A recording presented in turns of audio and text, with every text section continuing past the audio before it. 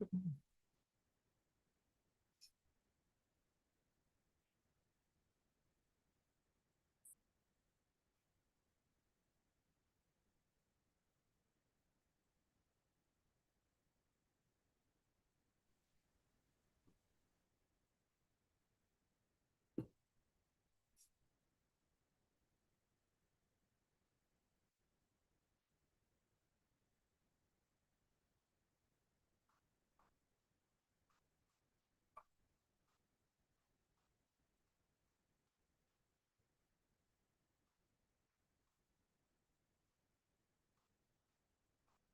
ん。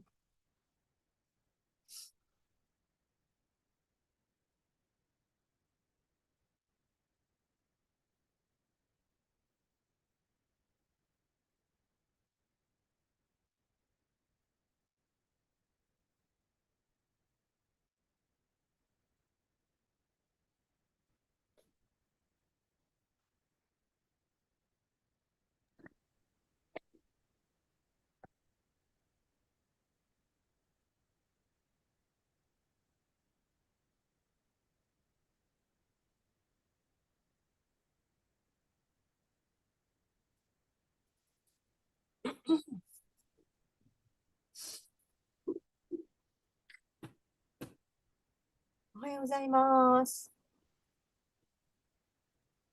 ハレクリシナ、おはようございます。おはようございます。ハレクリシナ。よろしくお願いします。なんたさん、今日通訳よろしくお願いします。またじいるんですね。ね、私、本当にわかるんだったら、本当にさせていただくんですけど、本当わかんないんです。残念ながら。え私、本当に7割わかるかどうかです。特に、バーナスサムネはどうしてか私わからないんですよ。本当に。申し訳ないと本当に思うんですけど。なので、よろしくお願いします。特にこんな大切なところ、間違って訳したら大変なので。本当わかんないです。私、本当に。じゃあ、ちょっとよろしく。頑張ってみますね。はい。読むのはしますので。はい。で、はい。なんか言葉がとか出ないとき、ちょっと助けはい。てくださはい。わかいね。りました。わかりすいました。ません。はい。わはい。かりました。よろしくお願いします。お願いします。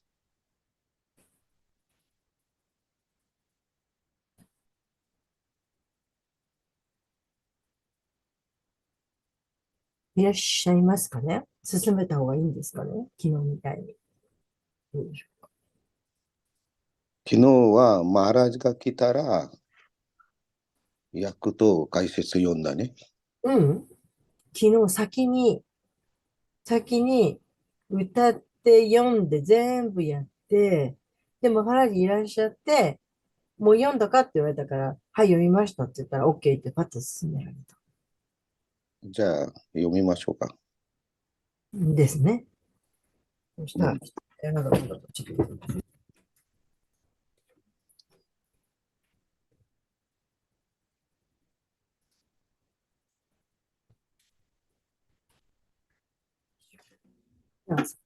ょっと、ちゃっとやってしまいます。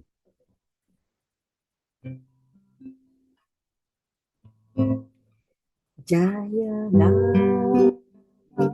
ラバクンジャビハリジャヤララバラバクンジャビハリジャヤゴピシャナバラバギリバラダリジャヤゴピシャナバラバIbaradari Yashodanandana Rajajananandana Yashodanandana Rajajananandana Yamunatira Vanachari Yamunatira Vanachari Chaya Lana Madhava Kunjabihari Jaya Lana Madhava Kunjabihari Jaya Gopi Shanavarava Girivaradari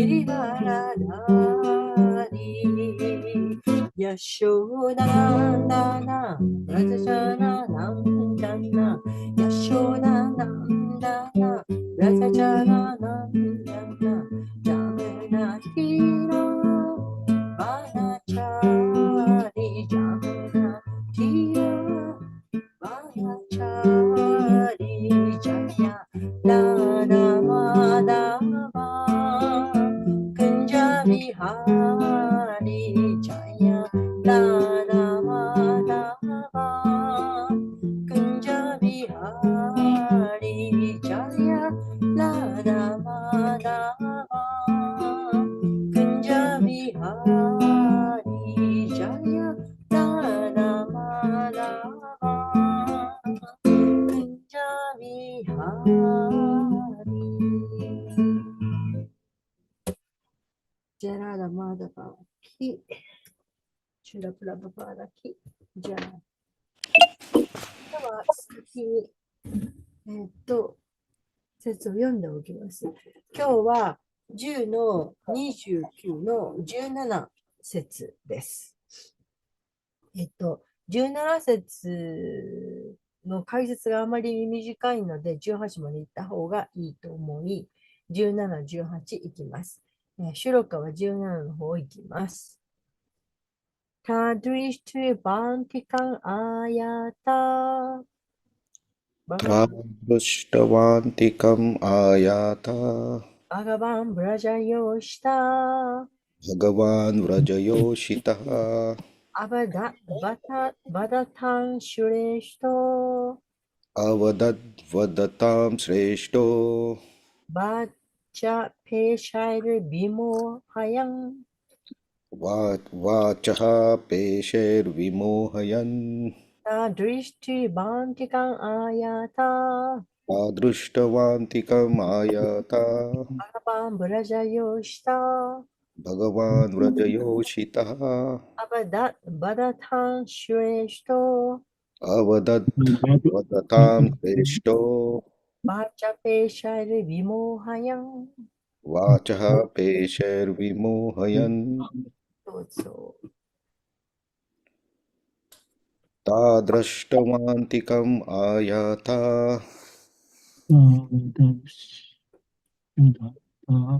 आयाता भगवान् व्रजयोषिता अवदद्वदतां श्रेष्ठो वाचः पेशैर्विमोहयन्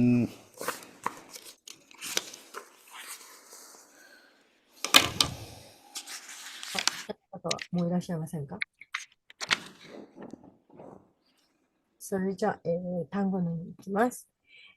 た、た彼女ら、彼女らドリシトワ、クリストはいて、見てアンティカン、アンティカン近くの、到着した近くの席あやた、あやた到着した。到着した。バガバーン、バガワン講師、講習ブラジャヨーした、ラジャヨシタブラジャの乙女たち、ラジャの人たちアバダート、アワダでは語った。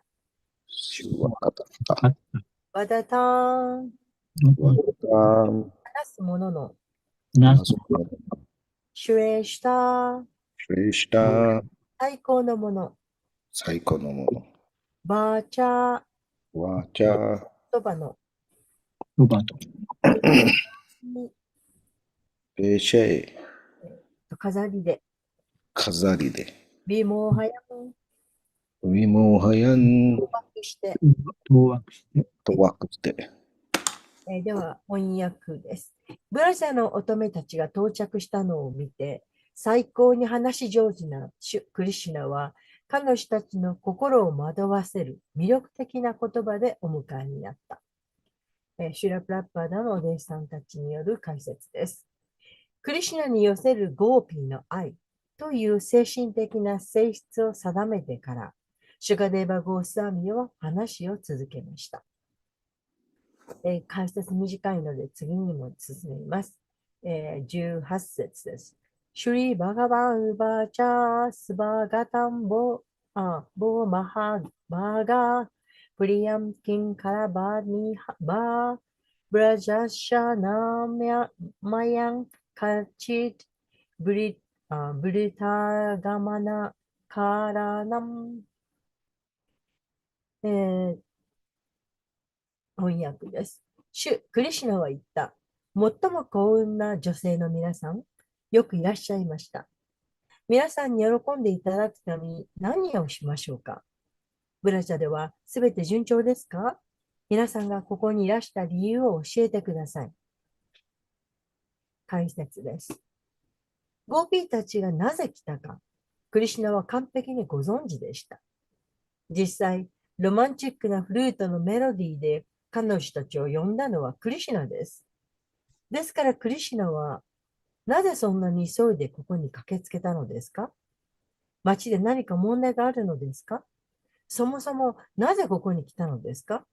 何が望みですかと質問して、ただゴーピーたちをからかっていらっしゃったのでした。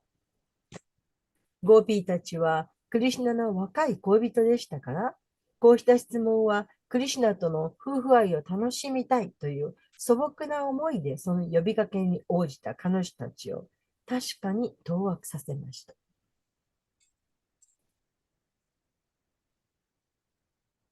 さて、マハラジ町ですか。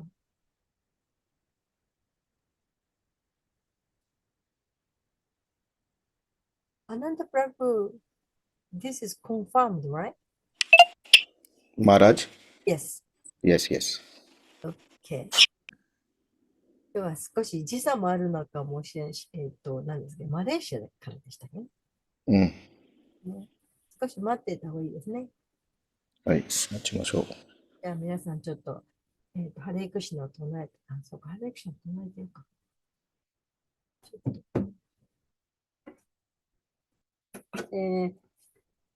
だからそれぞれのところで一緒に唱えててください。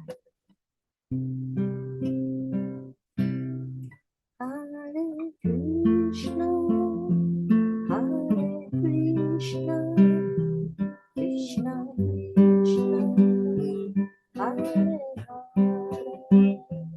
ハレラマ、ハレラマ、ラマラマ、ハレハレクリシナ、ハレクリシナ、クリシナ、クリシナ、ハレハレ、ハレラマ、ハレラマ、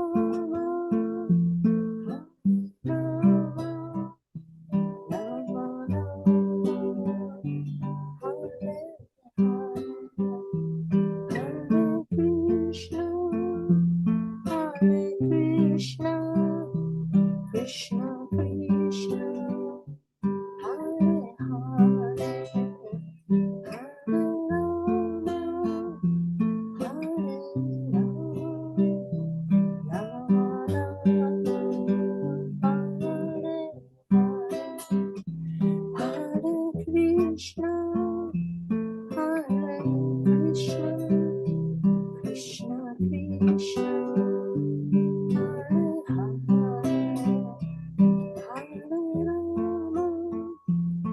Hare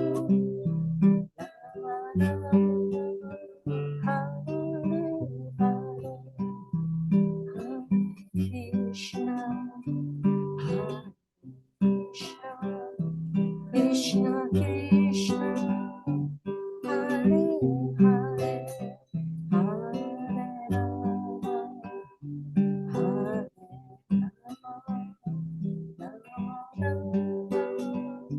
Hare Rama, Hare Krishna, Krishna, Hare Hare, Hare Rama, Hare Rama, Rama Rama, Hare Hare, Hare Krishna,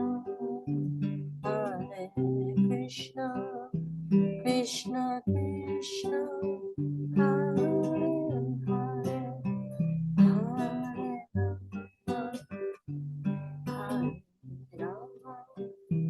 Rama Rama, Rama Hare Hare, Hare Krishna, Hare Krishna,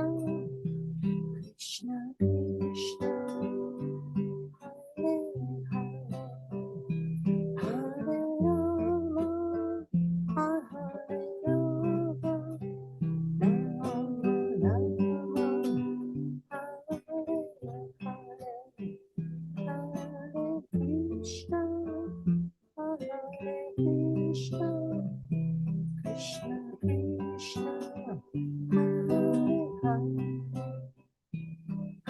Hare Rama, Hare Rama, Rama Rama, Hare Hare, Hare Krishna, Hare Krishna, Krishna Krishna, Hare Hare, Hare Rama, Hare Rama, Rama Rama, Hare Hare,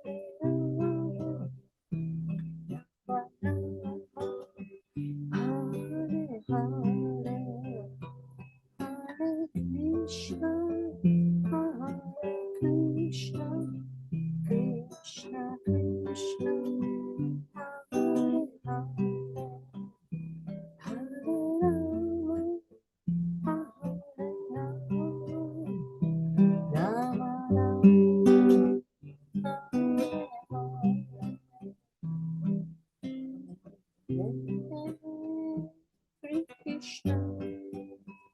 Hare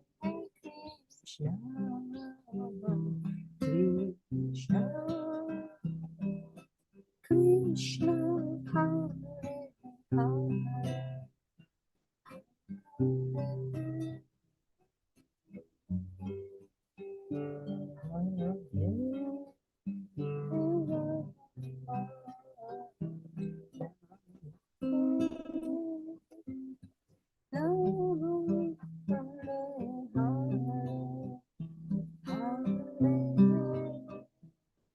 Krishna, Hare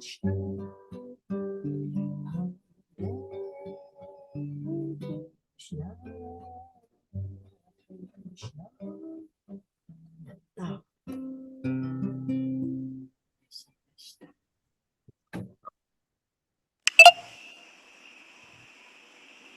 Hare Krishna, Hare Krishna Maharaj, would accept our humble obeisances. Okay. We just read the shortcut and translation. What do you think? Okay. Fine. One verse or two verses? One verse that's very short. The Ananta Gauranga Prabhu will kindly translate class. Oh, okay. So this is verse 17 only? Oh, what? 17. I did 17 and 18. Okay, fine. Okay. So Thank you read all the translation. Yes. Okay. Yeah. So Om Namo Bhagavate Vasudevaya. Om Namo Bhagavate Vasudevaya. Namo Vishwadaya Krishna Guru Devasi Mati Bhaktivedanta Swami Niti Namani Namaste Saraswati Devi Gauravati Prachadane Sarvasya Shunyavadi Pasachadu Chadane Sri Krishna Chaitanya Prabhu Nityananda Sri Advaita Gadata Ashvasti Gauravati Vrinda Hare Krishna Krishna Krishna Hare Hare Hare Rama Rama Rama Hare Hare. So the verse 17, yeah. This is a verse to go back to the original story after the question of Parikshit is answered. で、パリクシットの質問に答えた後で、この17の説は、また話に戻るという説ですね。And it introduces one of the subjects of this chapter, that is Krishna speaking and bewildering the gopis. で、ここで、この章の一つトピックが、始めますね。多分、クリシュナが、ゴピたちと話して、ゴピたちを惑わせるということですね。So we have Krishna speaking a few verses, and in those verses, he discourages the gopis from coming to the forest. He says, "What are you doing here?" で、ここで、クリシュナが少し、これからね、クリシュナが少し説がゴピたちに話しますね。で、その話の中で、クリシュナがゴピたちになんでここに来たか、そういうふうな話するんですね。And the gopis are bewildered because they thought Krishna is calling them there to have the Rasa Leela, and then he says, "Go home." で、ここで、ゴピたちがちょっと当惑されるんですね。クリシュナが私たちをここに、ね、来てもらったんですけど、なんでクリシュナがそういうふうな話するんですかということ。So Krishna speaks in one way. Of course, it's kind of a joke on his part. で、クリシュナがこういうふうに話してるんですけど、これがゴピたちとの冗談ですね。And this is the nature of conversations between people in love. で、愛してる人たちの間の話し方ですね、これは。So, of course, sometimes it may disturb one of the parties. The joking on, let's say the man jokes, the woman misunderstands and she gets angry. で、こういうふうな話をすると、多分男性が女性になんとか冗談を言うと、女性の方はちょっとそれを聞いて、びっくりするとかね、驚きますね。And when the woman gets angry, then the man is very happy. He sees her angry, so that he's satisfied, and then he says, "Oh, was it a joke?" で、こういうふうな話をでびっくりするというのは、時々怒りも出ますね、怒って。で、怒った時は、その男性の方は、ちょっとそれを楽しむんですね。See, later on in Dwarka, Krishna jokes with Rukmini. で、その後で、クリシュナが、ルクミニとも冗談しますね。Because actually, you shouldn't have married me because I'm not a very good person. I'm just a cowherd. I'm a coward. I ran away from battle. I built a fortress in Dwarka, and I'm not very qualified. You're very qualified, so you should marry somebody else. で、その時、クリシュナ・ルクミニに言ったんですね。私は、ただ、スカイの少年で、そんなに、いい性質とか持ってないんですね。だから、ルクミニの方が、いい質が持ってるので、私以外にどなたかに結婚するべきでしたんじゃない？そういうふうに言ったんですね。And when Rukmini hears those words, she becomes very upset. She almost faints. で、そこで、その言葉を聞いて、ルクミニがすごいがっかりしたんですね。Then she begins to reply somewhat in anger to Krishna. で、そこで怒って、クリシュナが言った話に答えを始めたんですね。とか、答えたんですね、ルクミニが。And Krishna explains, well, actually, it was just a joke. で、最後にクリシュナがルクミニに言ったんで、この話全部が冗談でした。So here we see a similar type of situation. で、同じような状況をここに見えますね。So these are the types of conversations that take place, and they produce a certain type of rasa. で、こういうふうな話し合いで、特別なラサを感じますね。Due to the way they speak, their expression, and the meaning of the words, they carry out some sort of emotional exchange.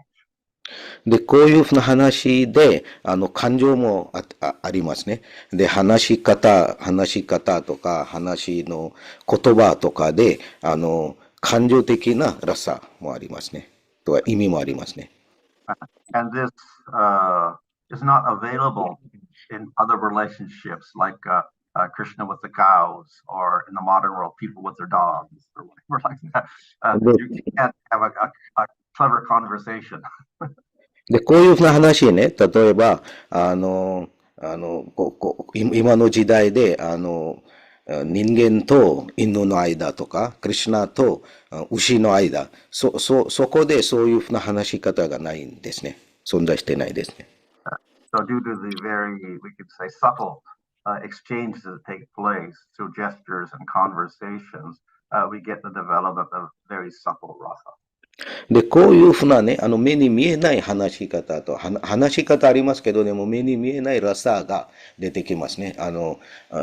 深いラサが出てきますね。この関係で。Yeah. And a lot of it has to do with the the intention of this one speaker, and then the reply, the cleverness of the replies of the other party. で、ここで二人があって、男性とか女性の間で話で、一人男性か女性が話をするときは、相手から、知性を使ってそれに答えるんですね。それが面白いとか楽しいことですね。Previously we spoke about the indirect speech. で、この前に、インダイレクト、直接じゃない話し方について語ったと思いますね。And that's considered to be more relishable than direct expression. で、直接話するより、こういうふうな話をすると、もっと楽しいですね。So that is available for, human beings, advanced human beings. で、これが、より発展した人間の間に、こういうふうな話し方できるんですね。Simpler human beings will speak very directly. で、一般の人たちがね、直接話をするんですね、全部。But then the rasa is not very deep. Can you repeat, Maharaj? The rasa is not very deep in that case. そういうふうな直接話をすると、ラサがそんなに深いじゃないですね。So therefore, the clever conversations between Krishna and the gopis are quite famous, and our acharyas, they write commentaries on these conversations. ですので、クリシュナとゴピたちの間の話し合いについて、アチャリアたちも、いろんな解説とか、コメンタリーを書きましたね。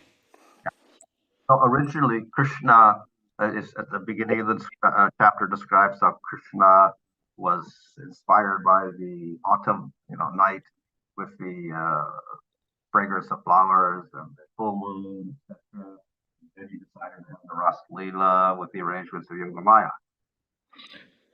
で、この章の初めに、自然ね、とか状況ね、その夜の状況によって、どういうふうに多分月の話とか花の話とかで、どういうふうにクリシュナがラスリラをする気持ちになりましたが、その話が最初にありましたね。And so he began to play his flute to attract all the gopis.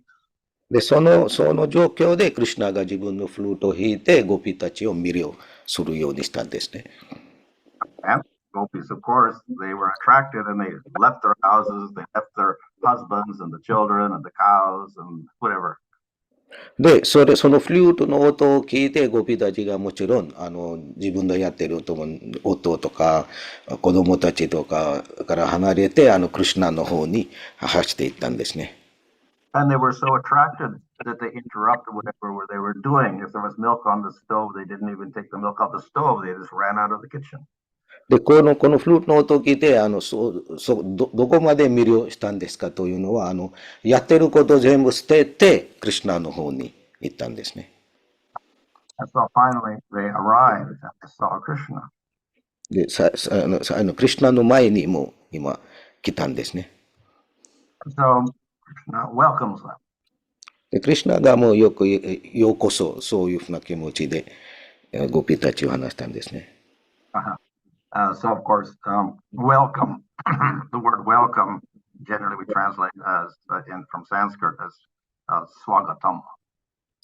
で、ウェルカム、いらっしゃいませとか言いますね、日本語で。それが、ソンスクリットでスワガタムと言いますね。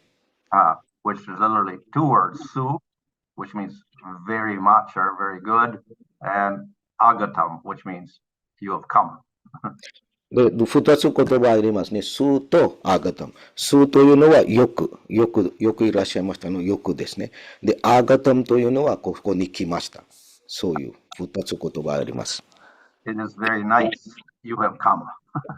で、ここに来て、すごい、いいことですとか、そういう意味ですね。スワガタムと。And he praises the gopis by calling them Mahabhaga. You are very, very fortunate.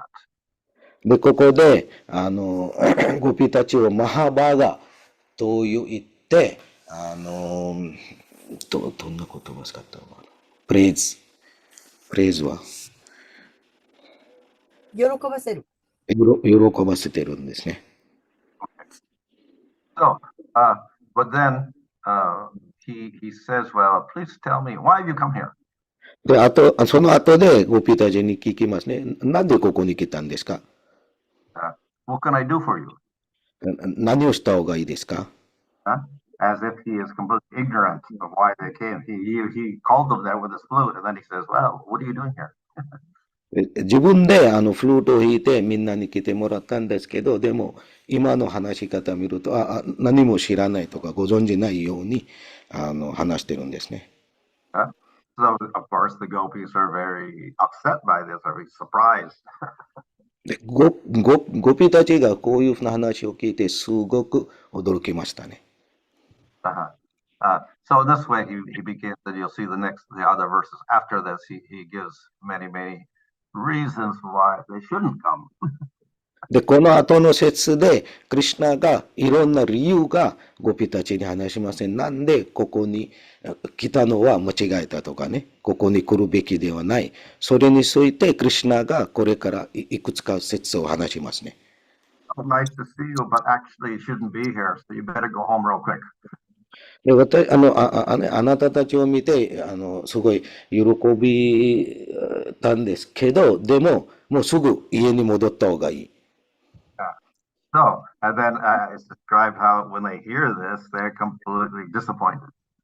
で、こういうふうな話を聞いてゴピたちがすごくがっかりしたんですね。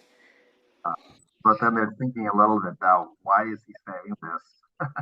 でもゴピたちもなんでクリシュナがこういうふうな話するか、それを考えたんですね。So then they begin to reply very cleverly to all the statements that he's made. で、クリシュナが話したとか語ったすべての質問とか話についてゴピたちも自分の知性を使って答えするんですね。回答するんですね。And after hearing them, then of course Krishna is pleased with their cleverness. で、クリシュナがゴピたちが答えとか回答を聞いて、クリシュナがゴピたちがすごい賢いという気持ちで喜びましたね、クリシュナも。And he's also pleased with their great eagerness. で、クリシュナ、もう一つは、ゴピたちが、どこまでクリシュナと会いたいとか、それを見ても喜びました。So this we can say is the first test of the gopis. で、これが、ゴピたちの最初の、初めの、ラスリーラについての初めのテストみたいですね。After this, then, of course, Krishna associates with the gopis, but then he disappears. で、その後でクリシュナがゴピたちと一緒にいるんですけど、でも、突然、なくなるんですね、そこから、ラスリーラの、その And 場 this 所。becomes even more disturbing to the gopis. で、それ、クリシュナがそこから見えなくなった後で、ゴピたちがもっとがかりするんですね。当惑するんですね。And finally, Krishna appears. で、その後でまたクリシュナ、みんなの目の前に来ますね。But then the gopis, they're a little bit angry with Krishna. で、そこでゴピたちがちょっと怒りますね、クリシュナに。So they begin to test Krishna. で、その時、ゴピたちがクリシュナをテストするんですね。And again, it's a little bit clever. They don't directly accuse him, but indirectly. で、その時もゴピたちが直接じゃない方法、同じ方をね、直接話さないで、クリシュナに怒って怒りを出したんですね、クリシュナに対して。But then Krishna is also very clever, so he answers very nicely. で、そこでクリシュナもすごい頭いいとか賢いから、そのゴピたちの話にクリシュナも回答するんですね。And as a conclusion of that, then he says that ultimately, I did all this just to test you. で、最後に、なんでこういうふうにしたかというのは、クリシュナが言うんですね。私こういうふうなことをやったのは、あなたたちとかゴピたちをテストするためにでした。But in creating all these obstacles for you, you have displayed your, great love for me. で、いろんな障害があったんですけど、でも、それを超えて、あなたたちは私に対しての愛を見せたんですね。You have overcome such obstacles that I cannot overcome such obstacles. であなたたちがこういうふうな障害とか邪魔を超えてこっちに来たんですけど、でも私もそこまでできないですね。そういうふうな障害とかあったら。You give up your parents and your husbands and your children and your house and your respect and society for me. で、I don't give up anything. あなたは私のために自分の家族、自分の夫、子供とか全部捨ててきたんですけど、でも私がそこまで放棄するのはできないですね。Your sacrifice for me is much greater than my sacrifice for you.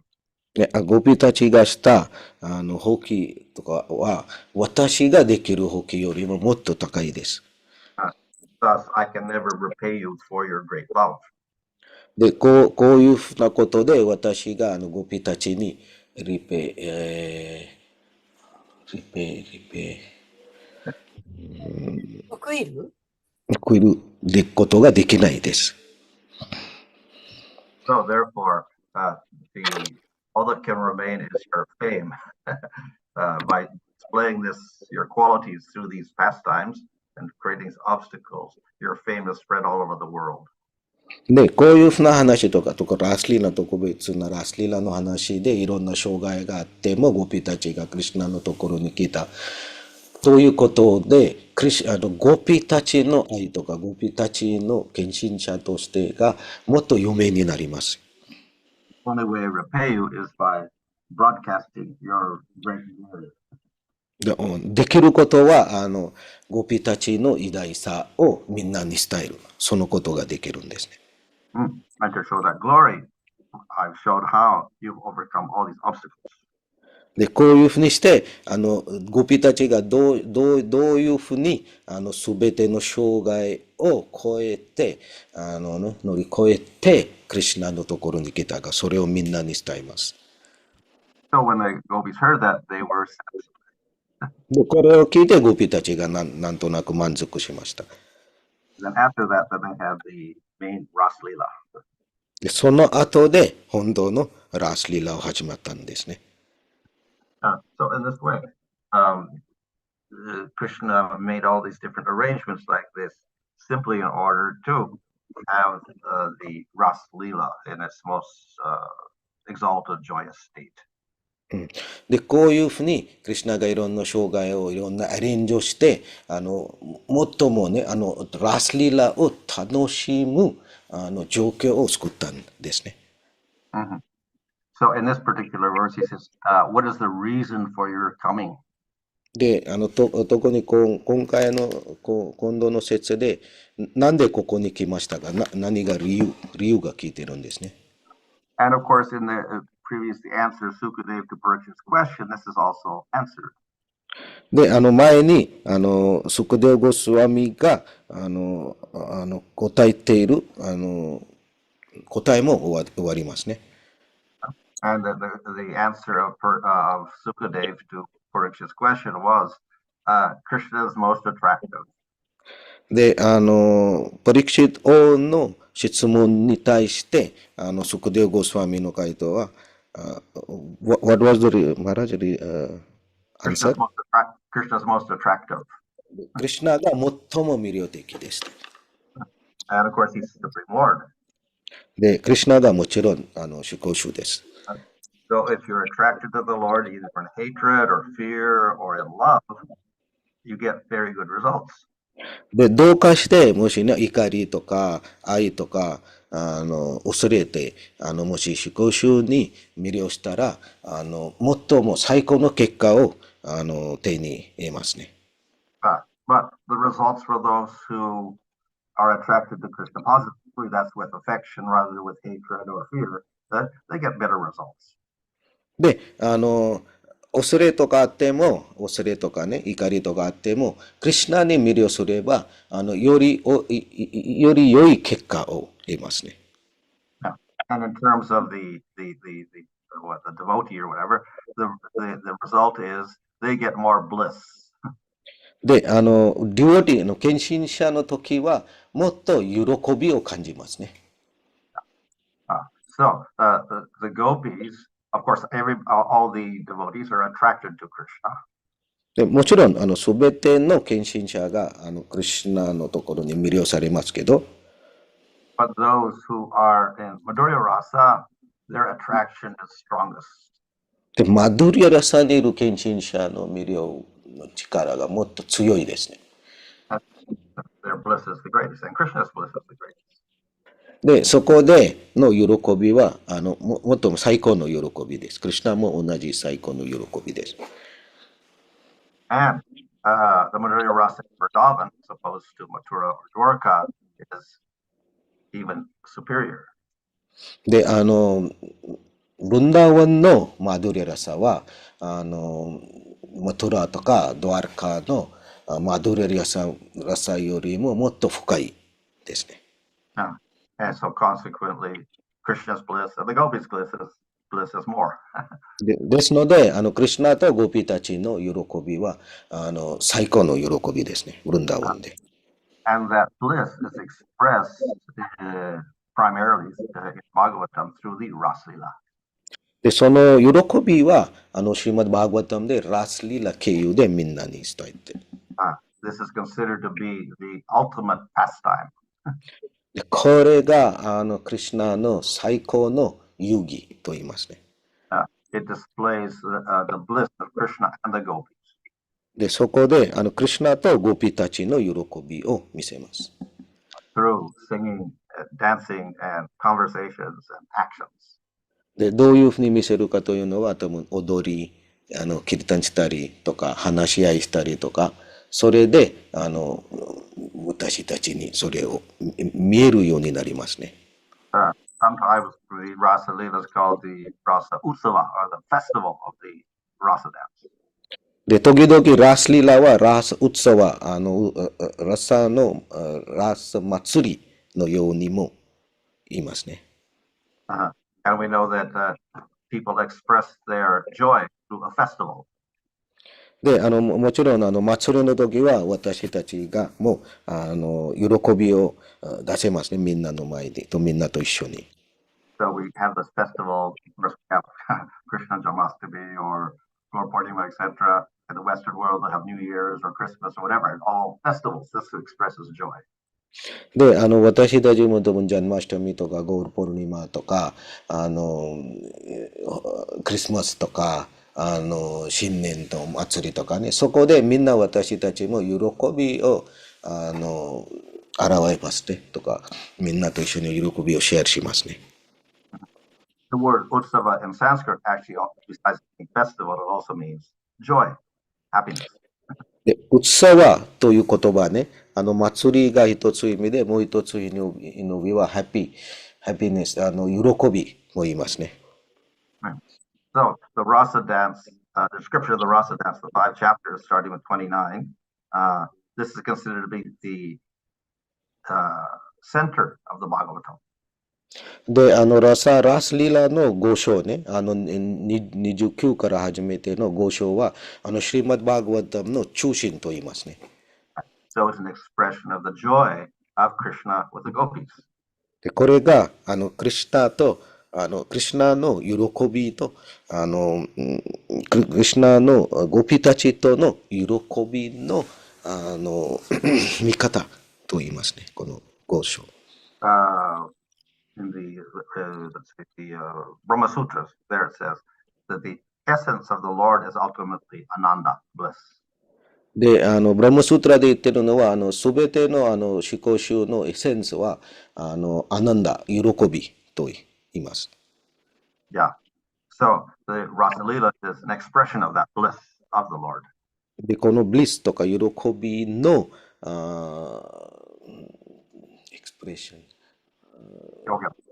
表現とかは、ラスリラですね。Okay. Any question there? 何か質問とかコメントとかありましたらどうぞ。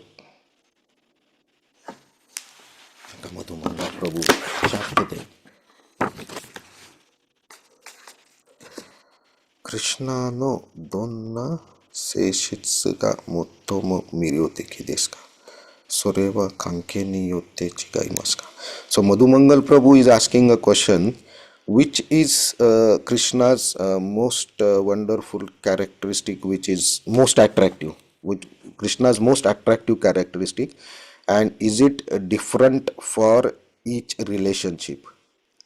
Oh, well, in general, Krishna's most attractive quality, we could say, is his affection for his devotee, Bhakta Vatsala. バクタワッツァラという性質が一番いい。献身者に対しての愛。That's in terms of the devotees. で、それが、献身者の時ですね。As for objectively speaking, we can say the main quality of the Lord is Ananda, bliss.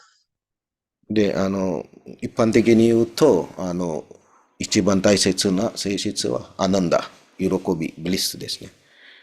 But bliss is expressed through his pastimes with his devotees. で、それが、その喜びがリオティとの遊戯で、表現されますとか見えますね。He becomes controlled by the devotees. Sorry, Maharaj? In those pastimes, he becomes controlled by the devotees. その遊戯でクリシュナがリオティたちと一緒に遊戯しますね。コンソールしますね。Is it different in all relationship? That is another question. Is it? Well, obviously, everybody is pleased with Krishna being, attracted to the devotees, responding to them very nicely. But that will differ, of course, how it happens with each devotee. で、もちろん、クリシュナがどういうふうに、献身者とやり取りしているか、それを見て、それを聞いて、みんなが、もちろん喜びますけど、でも、どういうふうにそれをするか、それによって変わりますね。So, in Madhurya Rasa, the gopis are pleased by Krishna's actions, such as kissing, Rasalila dance, etc. で、マドゥレラさんの時は、ゴピたちがどういうふうに満足できるかというのは、多分、クリシュナの行動ね、アクションによってね、多分、キスするとか、そういうふうなアクションで、満足できるんですね。But in Sakya Rasa, what pleases the Sakas, the cowherd boys, is quite different. でも、サッケラさんの時は、どういうふうに、逆たちが喜び、それが、全然違いますね。Playing games in the forest, joking together, eating together. This is what pleases the cowherd boys. で、牛飼いの少年たちがどういうふうに喜ぶというのは、クリシュナと一緒にいろんなゲームを遊ぶとか、食べるとか、冗談をするとか、それで喜びますね、逆たち。So Krishna responds to the cowherd boys as they desire. で、クリシュナの牛飼いの少年たちが望んだように、クリシュナがその逆たちと、やりとりとかしますね。And then even with each cowherd boy or with each gopi, then they're all individuals, but Krishna satisfies each one. で、牛飼いの少年たちとかゴピたちが、独立されたの人間と言えないですけど、クリシュナが一人一人で、満足させるんですね。Yeah. So Krishna satisfies Radharani, but he also satisfies Chandravali. He also satisfies Lalita and Vishaka and all the other gopis as well. クリシュナがもちろんラダラニを満足させるんですけど、同時にチャンドラワリとかラリタとかヴィシャカサキとかにも満足させるんですね。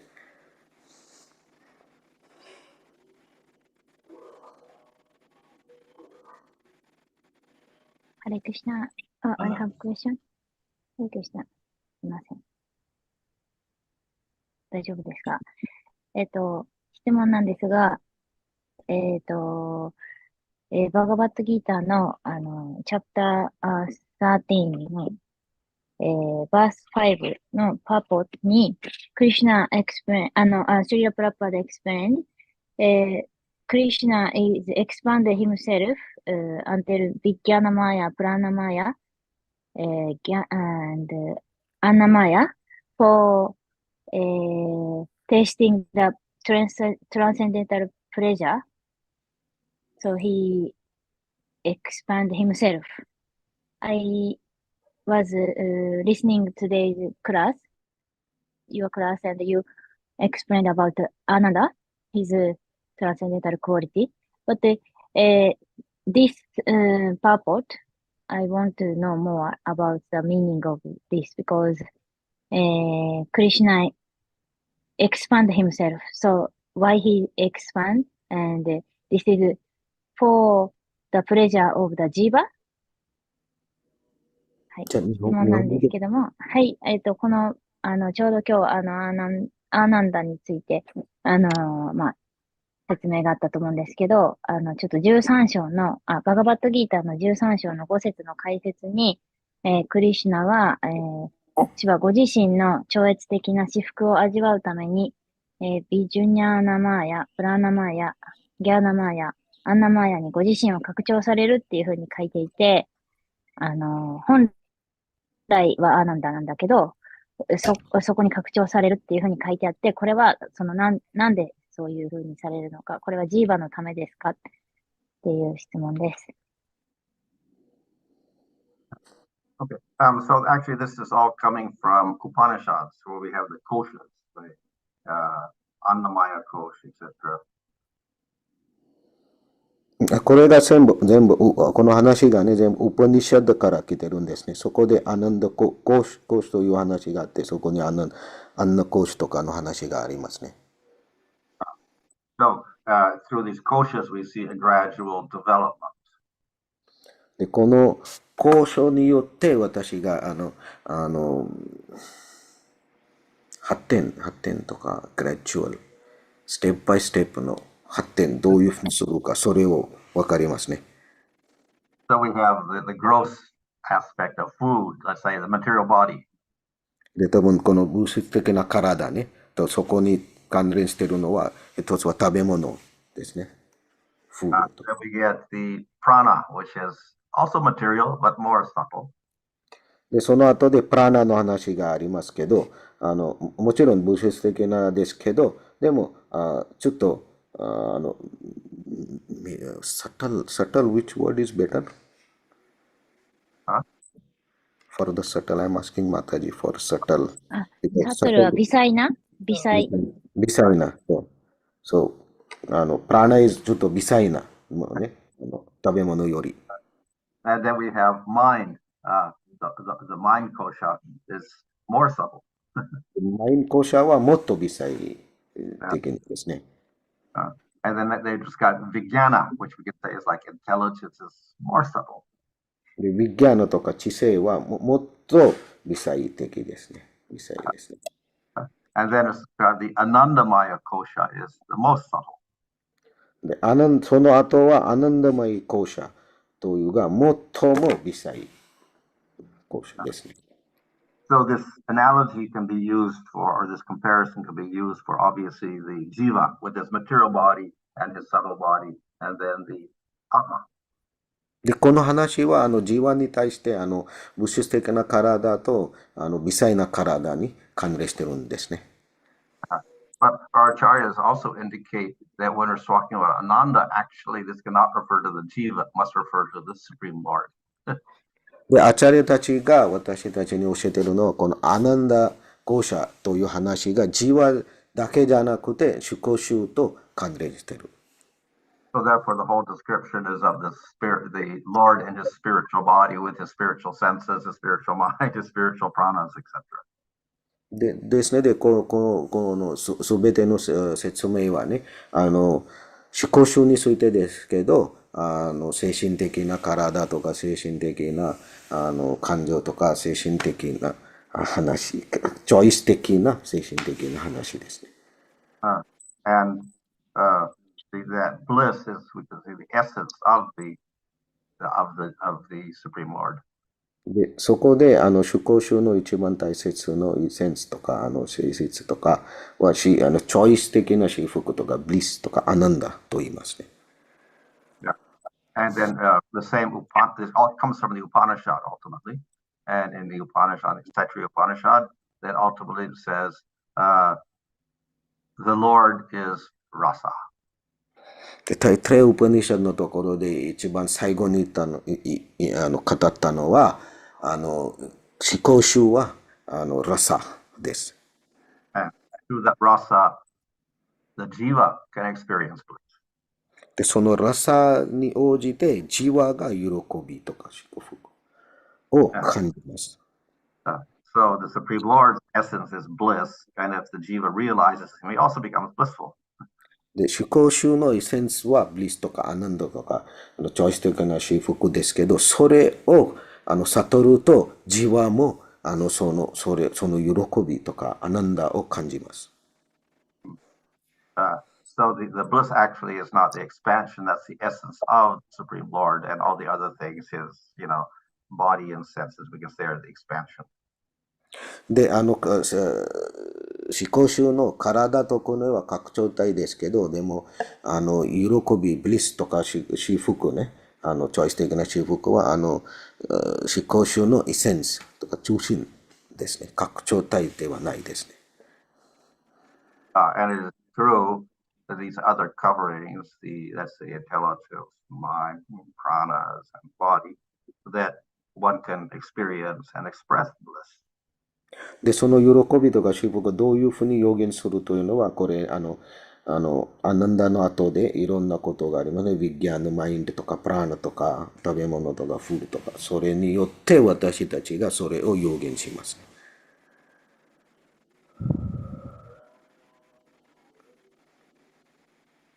Hare Krishna, thank you, Maharaj. So the last point you mentioned about Krishna express his bliss or Jiva express his bliss through Krishna's energy, Anandamaya, Vijnanamaya, Jnanamaya, Pranamaya. I just confused, sorry.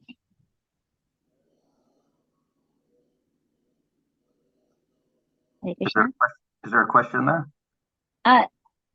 Yeah, so Yeah, Mataji is saying like in the last sentence of the answer, it was like Krishna is essence is bliss, but the Jiva expresses his bliss through these different koshas, like not only Ananda, but mind, prana, food, all this. Is that understanding correct? Well, yeah, of course. In the material world, we get our happiness through those things, body, senses, etc. But spiritual world also, we have a body. So we experience, through the body. And Krishna also has a form in the spiritual world with senses, etc. He also experiences through his spiritual body. でもちろん物質的で私たちがこの体とかプラーナとか食べ物とかね、持ってるからそこから喜びが感じますね。で、同じようにクリシュナが精神世界にも精神的な体とか感覚が持ってるので、そこからその経由で喜びとか幸福を感じますね。ありがとうございます。ということは、すいません、しつこくて。ということは、この、ジーバが、こういう、クリシュナの、エネルギーの拡張である、そのアンナマヤ、プラナマヤ、ビキャナマヤ、アギャナマヤ、ビキャナマヤにも、ここに書いてある通り、自分自身をクリシュナが拡張するから、それを体験して悟ったら、ジーバも同じように、それぞれの、マーヤの、喜びを体験できるっていう、なんか、相乗効果みたいな感じですかね。はい。聞きましょう。はい、お願いします。So, Maharaj, because like Jiva is also expansion of Krishna. Okay, so Krishna is essence is bliss. So Jiva as an expansion of Krishna, he tries to get that bliss or ananda through these different koshas, right? Food, prana, mind. So is that understanding correct? Like we try to get this in the material world and slowly it will get purified from the Maya or material happiness or bliss. So in the material world, yeah, we try.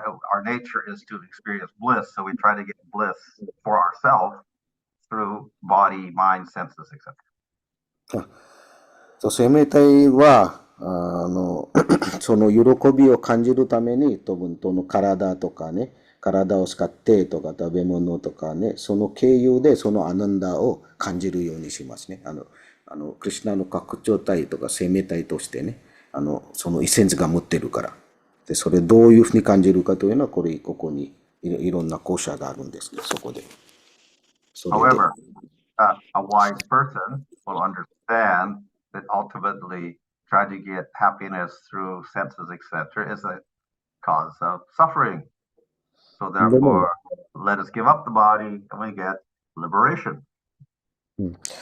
でも、頭とか知性がある人が、この体とかの感覚満足から、喜びを、感じるよりも、それが、終わりがあるので、それを、この体を捨てて、アナンダの方に行く。そういうふうに考えますね。So that person will believe that bliss means absence of material suffering and happiness. で、すいません。そこで、賢いとか頭が知性使う生命体とかジワは、その物世界から解放される、下脱されるようにしますね。で、そこで、その時点で、その状況で、この物世界の、苦しみとか何も存在しないです。But the devotee understands that that's not real bliss. Real bliss is developing spiritual body, mind, senses, etc., in a relationship of rasa with the Lord. でも、これが一般の人ですけど、でも、献身者に対しては、スピリチュアルな体、スピリチュアルな感覚とかで、クリシュナと思考集と関係で、ラサで、喜びを感じる。それが一番大切。それが重要。それは、献身者がわかるんですね。The material world is material rasa with suffering. で、物質的な喜びとかラサは、喜びプラス、苦しみがありますね。Liberation is freedom from suffering, no rasa. で、解放とか、下脱というのは、ノーサフリング、苦しみがないですけど、でも、喜びとか関係がラサがないね。And then having a relation prema in the spiritual world means spiritual rasa and bliss. で、精神世界のでは、スピリチュアルなラサとかスピリチュアルの喜びですね。You need spiritual body, spiritual senses, spiritual mind for that. で、これはどうやってかなのは、精神的な体とかスピリチュアルのマインドとかスピリチュアルの感覚から来る喜び。Thank you so much. どう Very も clear. なんとか。生命体はアナンダはなくて、思考集がアナンダを持っているので、生命体が思考集につながるとアナンダが体験できるという理解正しいですか？ニティシッダクリシュナプレマと同じです。So, Madhumangal Prabhu has written in the chat, 生命体にアナンダはなくて、アナンダはなくて、思考集のアナンダを持っているので、so the Jiva is not having in himself the Ananda, but the Supreme Lord has the Ananda. That's why when we connect with the Supreme Lord, we can experience the Ananda. So, is it correct understanding? Yeah. And if you break your material connection but don't connect with the Lord in liberation, then you don't get the ananda. その一番最初の質問の答えははいですね。で、もう一つは物質的から解放されてるんですけど、思考集とつながらないとアナンダが存在しないね。He's quoting this Nitya Siddha Krishna Prema verse, yeah? So, is it the same like Nitya Siddha Krishna Prem? Yeah. So the interpretation there of let's say, comes from actually the Nectar Devotion definition of in Sadhana Bhakti. The definition is says Nitya Siddha Krishnasya Prakatyam Hridi. So bhava arises in the heart で、but it's actually nityasiddha. It is not created. So it appears in the heart through sadhana, but it is not created. So it's nityasiddha bhava. Bhava is Nitya Siddha, it's not created, it's already existing in the jiva, right? No, but it appears in the heart. It appears in the heart by the sadhana bhakti. で、その話がニッティシッダの質問の答えとしては、その話がネッター・オブ・ディボーションのサーダナ・バクティの定義から来てるんですね。で、そこでかかってるのは、バーワは、すでに生命体の中にありますけど、でもサーダナ・バクティすると、そのバーワが現れるんですとか感じるんですね。そういう話ですね。So where does that nityasiddha bhava arise? Where is it? Is it in the, whatever? The explanation is in the associates of the Lord in the spiritual world. They have prema, they have bhava, etc. It's nityasiddha. There's no beginning, no end. And then it manifests in the jivas who perform sadhana. で、そのバーワとかそのプレマはどこに存在しているんですか？それが、もう、説明しているんですね。教えてるんですね。それは、ニッテシッダと精神世界にいる献身者の、心にとかハートにそのバーワとかプレマが入ってるんですね。で、サーダナバクティをすると、そのバーワとかそのプレマが生命体に、現れますとか、予言されますね。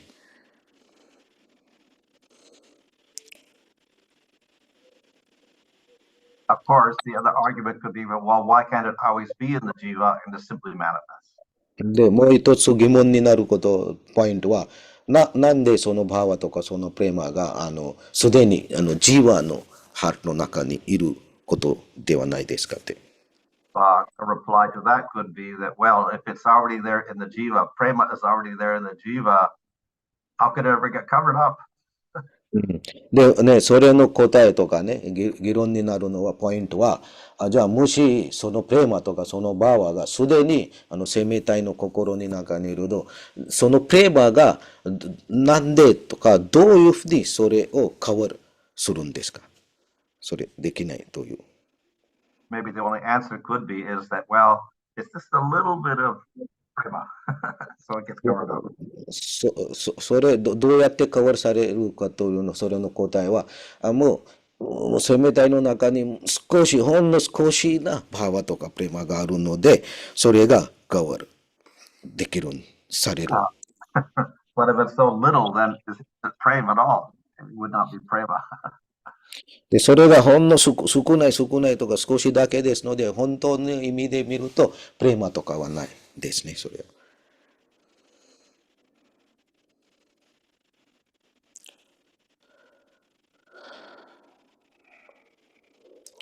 よろしいですか？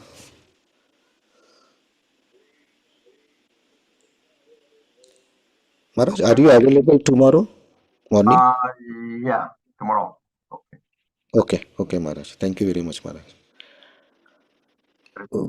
これで終わりにしましょうか？大丈夫ですか？ありがとうございました。Thank you very much, Maharaj. His Holiness BhanuSwami Maharaj き。はい。すいませんね。ところで。ありがとうございます。よくわかりました。ありがとうございました。すいませんでした。間違えたことあると思います。すごい通訳。嬉しい。よかったです。すいません。間違えたところあったら許してください。すいませんでした。ありがとうございます。よろしくお願いします。ありがとうございます。ありがとうございます。ハレクリシナー。ありがとうございました。